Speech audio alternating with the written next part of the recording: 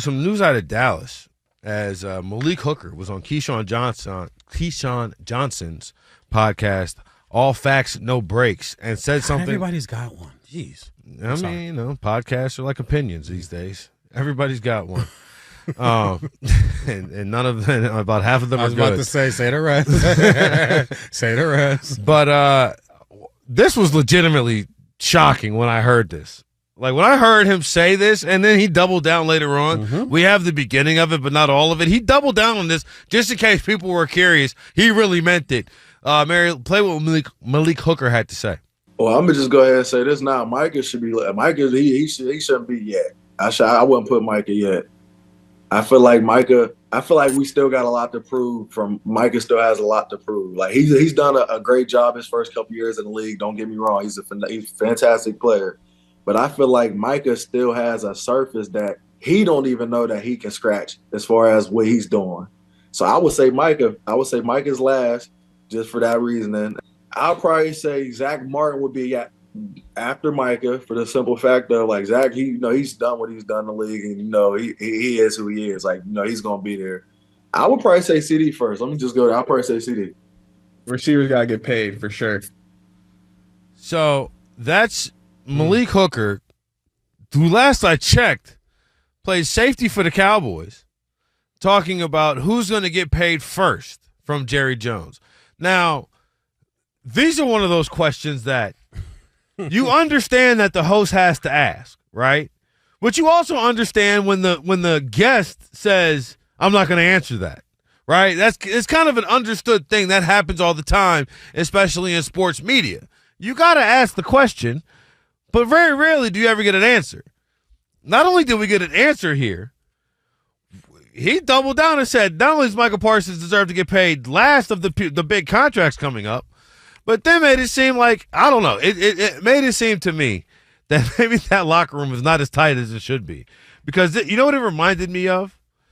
Do you remember when Le'Veon Bell was holding out against the Pittsburgh Steelers? And they went in his locker and took his stuff out of the locker room. Like, the players on the team went and actually took his stuff out of the locker room. Yeah. It's like, that's one of the unwritten rules from what I understand of professional sports is you don't talk about another man's money. That's what I just wrote down. And not only did he talk about another man's money, but he said he hasn't earned it yet. Yeah. Which, whether he has or not, is almost secondary to the fact that he wouldn't said he hasn't earned it yet. Yeah. See, this is the problem when you play. First of all, how about those Ohio State Buckeye guys? Wow, they just can't seem to stay out of their way. They love giving VJ. You love giving the big vanilla just as much ammunition as possible. How about those guys out of Columbus from the football program?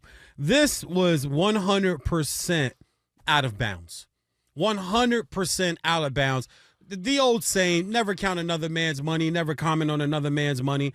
But as a teammate, this is the last thing this franchise needs. This is the last thing this franchise needs. But this is what happens. Dissension in the ranks, no? Yes, no, it's worse than that, bro. You are basically on a podcast with a player who was never afraid about running his mouth. Was never afraid about talking about people, never afraid about causing conflict. I can still see him going at Gruden on Monday Night Football on the sideline for the world to see.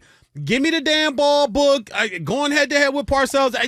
It just, the mix of all of this just feels really, really, really bad. And I told you maybe about 2 or 3 weeks ago, during a commercial break, just sitting here talking tongue-in-cheek, I was like, you know what? I might get my Cowboys prediction right this year. I bombed the last 2 years. Hey, maybe third time's the charm that this team eventually is going to fall apart. I really, truly feel that way. It's not flip-flam and fluff. This is how I view this team. And when you got players on podcasts ranking who should get paid first, what are we doing? It's July. Okay, it's the 29th, but it's July. You need to be locked in. Training camp starts in 3 weeks for most teams. This is go time, in my opinion. Martin hates the offseason, not a big fan like I am. I'm getting hyped. I'm starting to get goosebumps right now as I'm talking about it. The little hairs that I didn't shave off when I manscaped this week are starting to stick up on my arm, okay? This is go time. This is the last thing somebody should be sitting on a podcast talking about. If you're Micah I'm making a phone call, bruh. Like, I'm making a phone call. Or when I see you, me and you got to step aside. Remember when Cam Newton was Carolina and went to go play Buffalo? And remember Kelvin Benjamin and made those comments, and they were out on the field pregame. Everybody's in the T-shirts. Yep. And remember how Cam walked up to him like, nah, bro, you got to see me. Man to man, when you talk about me and I hear about it. We're going to have to discuss this in person. We got to talk about this in person.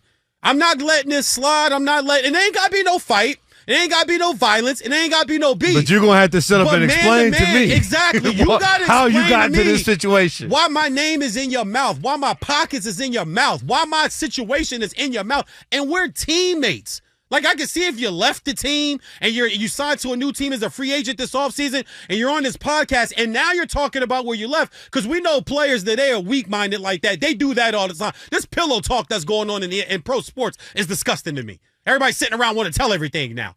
But if I'm Micah, bro, me and you, Malik, yeah, bro, we got to step to the side and we got to have a talk. But this is Dallas. This is what they want.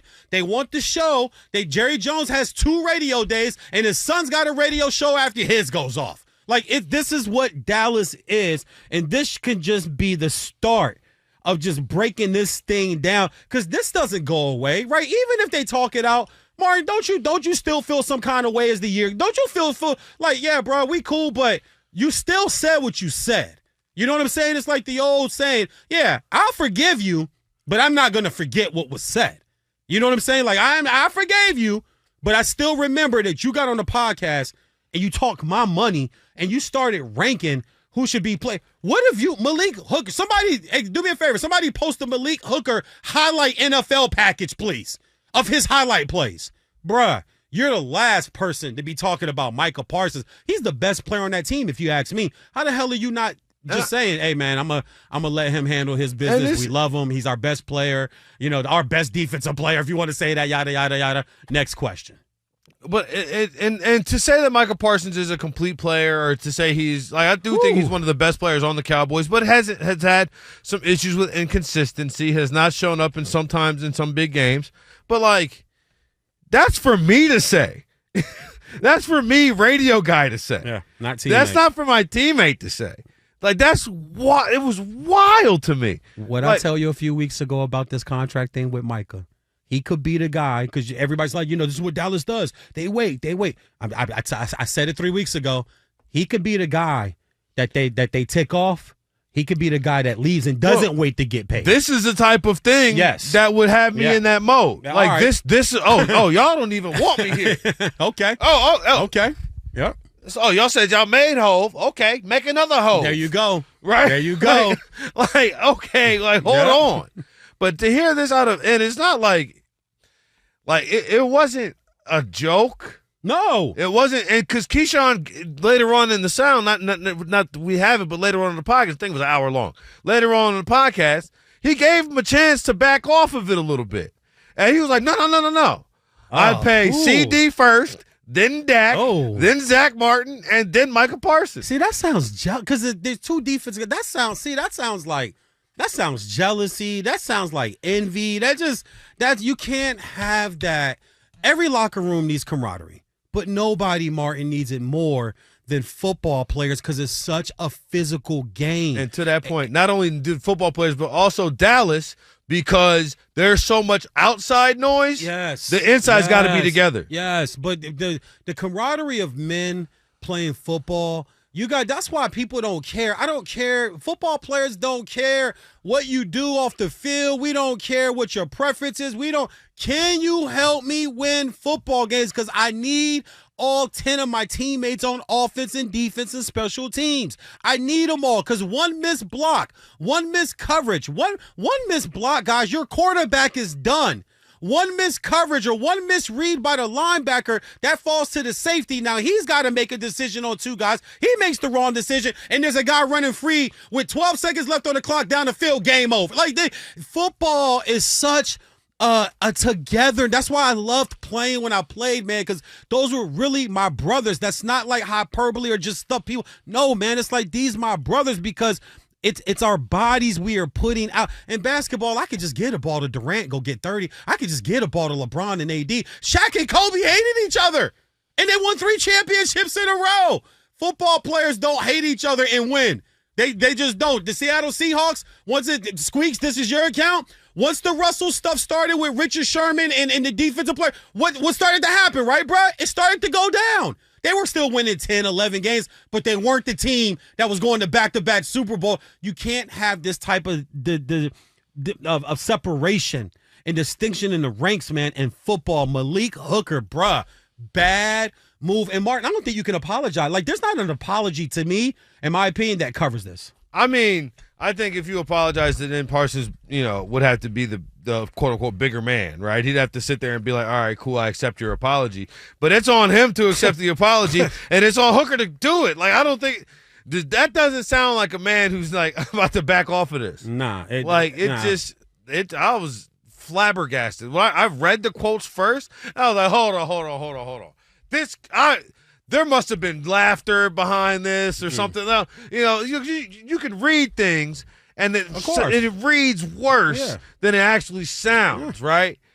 But no, this sounded just as bad. Yeah. I was like, this is out of control. No, but once again, this is Dallas, bro. They want the sideshow. They want the extra stuff. You start playing with the star on your helmet. Some people can handle it, Martin, and some people just can't. It's how it's been my entire life. That's why those 90s teams were so beloved the way they were. Because with all this stuff, come on, Michael Irvin suspended for the failed drug test and the cocaine. Yeah, Emmitt Smith holding out the first 2 weeks. They go 0-2 and then come back. They sign him. They go win the Super Bowl. Like it was all about that camaraderie. And you see those guys today. We talked about it last year when Jerry Jones finally took his head out of you-know-where and put the name up of Jimmy Johnson. We got on air and talked about how good that looked.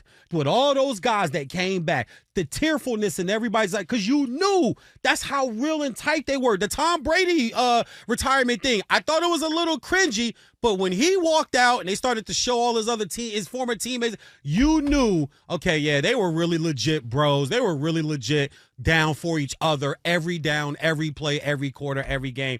I don't see that with this Cowboy team, man. And like I said, maybe third time's the charm. Maybe this is the year they fall apart. I've been predicting the last 2 seasons. Well, it's like predicting rain in LA. It'll eventually happen, but it's going to be a while. Yeah, it's going to be a while. Yeah. It's going to be a while.